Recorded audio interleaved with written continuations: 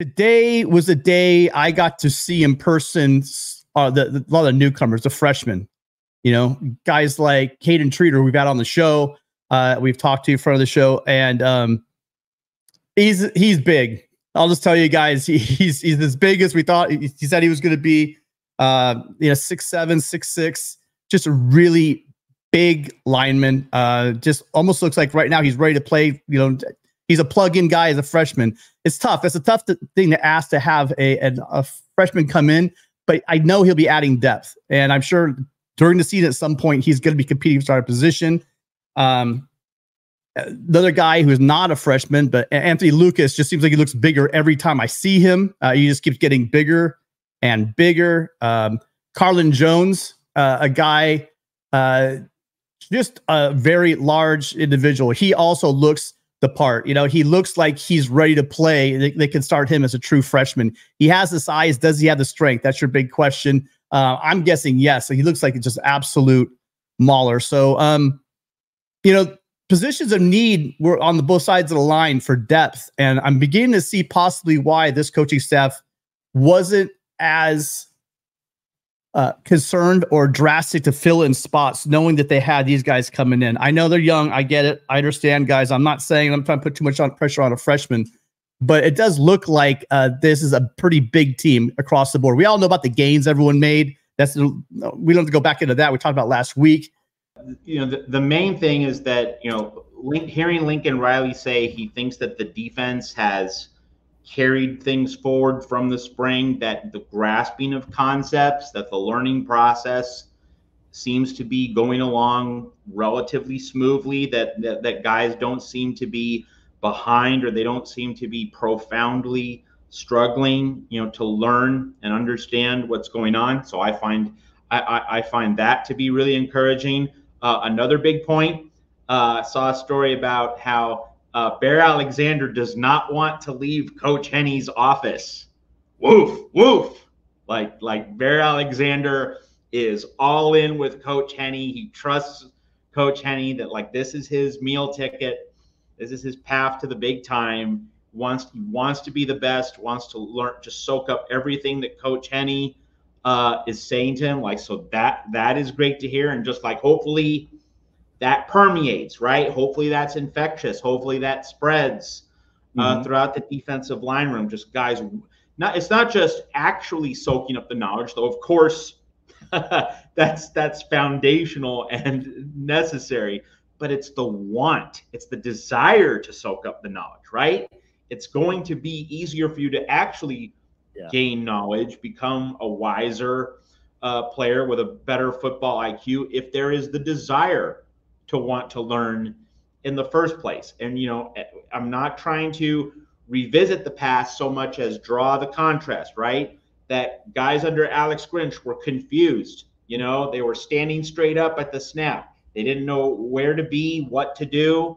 And so if we have a bunch of guys this year who just have an intuitive, instinctive, natural, fluid understanding of how to play their position, and then you marry that with, and this was the important point that you, the caller, raised early on. It's not just being big, and we're seeing these guys are bigger. They're like, we're seeing the photos tweeted out, and you know, that matters to a point, but it doesn't matter all that much if the increased size, physicality, bulk, strength, power is not married to the higher football IQ.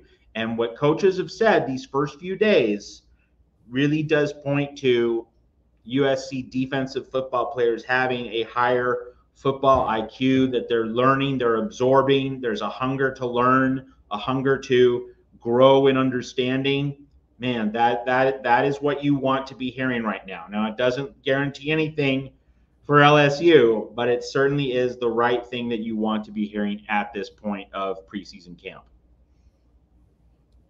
Yeah, and I like your comment about fundamentals. And I do think bringing in like a Matt Entz, I mean, these guys are just,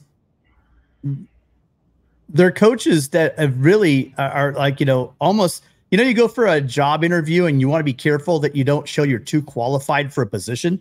You know, it's like you brought in these guys, head coaches, just listen to all of them talk. You know, you could tell that they've been coordinators, that they've been head coaches, and that level of getting to that level of expertise, you don't just get there, right?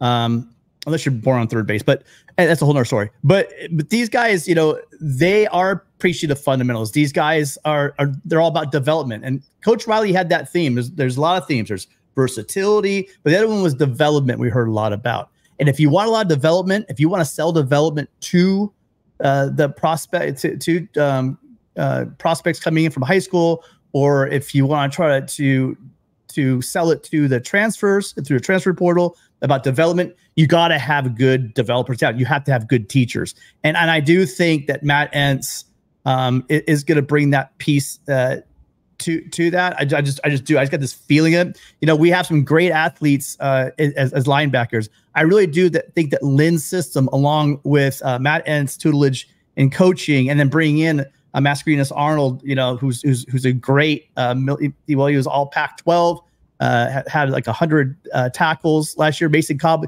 when he came into the program, had like 96 tackles at Oklahoma State, and he came in and was doing the Mike linebacker position. They're just kind of talking. Maybe they're asking him to do just way too much. What they're doing now is they're going to have Issa Mascarenas Arnold become the Mike linebacker, take a little bit off of Cobb's plate, allow him to play downhill, which is getting that backfield, which we saw him do a number of times last year to save games even. So I think that the fundamentals are being taught.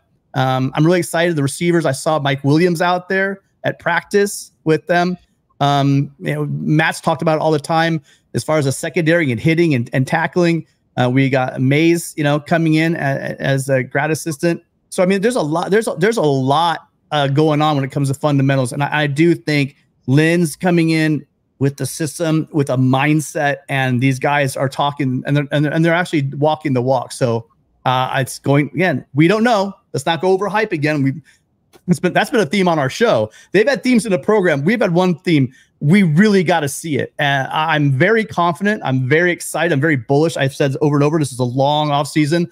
I want the Trojans to redeem themselves. I think they're going to do that in Las Vegas. But we just got to see it, Kyle. And that hunger is there. It did start in the offseason because it was one thing that Lincoln Riley said is that all the guys are asked to make weights, like either drop or gain the weight 100%.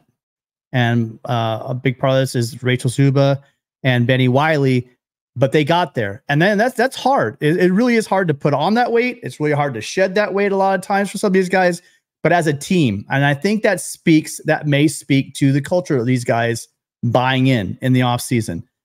Nothing like being embarrassed to motivate you. Nothing like coming from somewhere and wanting to prove something. Nothing like wanting to get to the NFL, to light a fire under your ass, to get you together as one team, to get better and to prove something. And that's why I said to a couple of the players on Wednesday, you know, it's been a long off season, and the look in their faces were like, yeah, and we're ready. We are ready. And there's little things like that, Gary, that get me excited. Well, I'm with you on that. And I also think that Lincoln Riley, if he was playing poker, there's a tell. The tell was that little chippiness from him. I think is a tell of how determined he is. One last thing is sort of anecdotal, but it illustrates the second thing that I was getting at is the team and the mental state of the USC players. I've got a grandson who is a fantastic football player, but he had some setbacks. But he's back now, and he when he takes the field now at practice, he is absolutely on fire, and you could tell.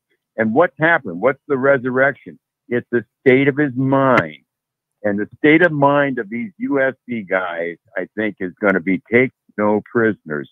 And you never want to underestimate the thinking and the emotions and the mental state of young men and young boys. Because they can take, this is why we send 18-year-olds to war. We don't send old guys like me to war. We set these kids that are going to run through the bayonet charge and take no prisoners. So anyway, I think we have intangible reasons to be very excited about USC, just like I have tangible reasons to be excited about what my grandson's doing. But it's the intangible things that I always see that seem to carry the most weight and will probably carry the farthest distance. So anyway, I'm very excited about USC, and I do appreciate you, Tim, and Matt for guiding us through this little morass of the off season with insightful comments and being there as a format and a foil for all of it. So thank you so much. I know I've been long today, but anyway, thank you guys, and fight on. Fight on, Gary. Don't ever worry about being too long on our show. You've been here since the beginning, and I'm very grateful for you being here tonight and along with us for the whole off season. It's been great. And, Matt and I, we do have to do a lot of guessing, but here's the news. All of us, you guys are great out there with your football knowledge. We're going to start seeing some. Tomorrow, I'm lucky enough that I'm going to be at practice. It could be a full practice. We got to watch a little bit this morning, but tomorrow will be a full we get to watch a full practice. And I'm really excited to see there's a lot of patterns run, against air, right? As far as the quarterback, as far as receivers, it's gonna be good to see some of these battles again with the secondary. And speaking of the secondary, man, I left out, there's some of the new guys like for instance, Greedy Vance is a guy that we'll talk about our depth, on defense. One thing that was said about him is that he's just uber sticky. He's just a coverage guy.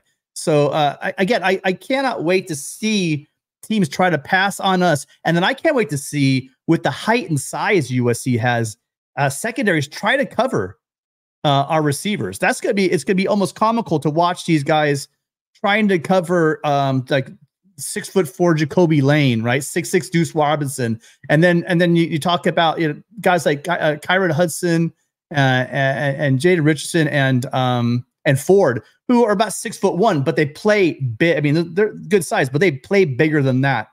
Then you move into our tight end room. That's one thing, I think because the tight ends have not gotten a lot of play over the past couple of years with Lincoln Riley, we've forgotten just what a great job that Hanson's doing with that tight end room, and slowly amassing just a group of dudes. And I saw just how big, Joey Olsen, Walter Matthews, our Walker Lyons came in. He had his Mormon mission last year. These guys are legit tight ends, and I can't wait to see who gets to climb to the cream of the crop in that group. But that would add a huge wrinkle, Matt, that's been kind of missing from this offense for a while. And now you have these guys like Joey Olsen. If you talk to Gabe, the guy was a prolific pass catcher. Well, all those guys are. And then the guy, both, Walter Matthews and Joey Olsen, talking 6'5", 250 kind of guys. Walker Lyons, another guy, just an insane. You go look at his Instagram, some of the catches that's going up high for this one-handed catch in the end zone. It's going to be an interesting wrinkle they're adding to their offense, and I think we're going to see a lot of it. And if people are talking about how we're going to beat some of these defenses, I think that's going to be a big part of it. You good, Matt? Anything to add? No? Well, you know what? We don't have any calls. We had 3 calls. You guys dropped off, but we're here, and we're here for a while. 888-997-4539. If you've ever wanted to call the show, look, I'd love to have a first-time caller. Give us a call. Let us know. Fall camp just started. We're less than a month away before football is going to kick off. And we'll all be in some will be in Las Vegas, but everyone will be watching. Let us know. What are your fears? What are you excited about? Call in. Let us know. 888-997-4539. Matt, looks like we're going to have to cover it for a little while. Okay. What's on your mind? Well, just first off, we have $150 in. So if you want a third hour, we need $100 more dollars for that third hour. So 150 in the door, 250 in the first 2 hours. That's what we need if you want us to be on the air for a third hour tonight at the Voice of College Football. Matt, Tim, I think you're trying to kill me, Matt. I think you're legitimately trying to kill me. I'm trying to give you money. You were at USC Media Day. I'm sure our viewers would want to be interested in some of the interesting moments, encounters, insights that you picked up from USC Media Day. We could hit that in a second. Hang on one second. The biggest takeaway I had from the media day was. Hang on one second. Caller, can you turn down your TV or whatever you're listening on, please? The biggest takeaway I had. I got it turned down. Sorry about that. Yeah, no worries. The biggest takeaway, Matt, really the overall takeaway that I had from it is just you can tell from the coaches whenever you, for instance, I kept trying to talk about Lucas, talk about just the movement and what's going on the inside. They literally said, that's why I'm saying I really don't know what this defensive line is going to be, because they were talking up the entire defensive line. They're rolling through the names of guys that, it's not that I was overlooking them, but they basically said, look, you guys aren't looking at this the right way. We have a lot of versatile players. It's not just an Anthony Lucas who was singled out and really was just singled out because the question was asked, is there a guy who's the most? He basically said that they have a bunch of guys along the defensive line that can play all along the line. And that's, I think, really what's going to be their secret sauce and why they weren't so active for that true nose guard. I'm interested to see how they're going to play the defensive line.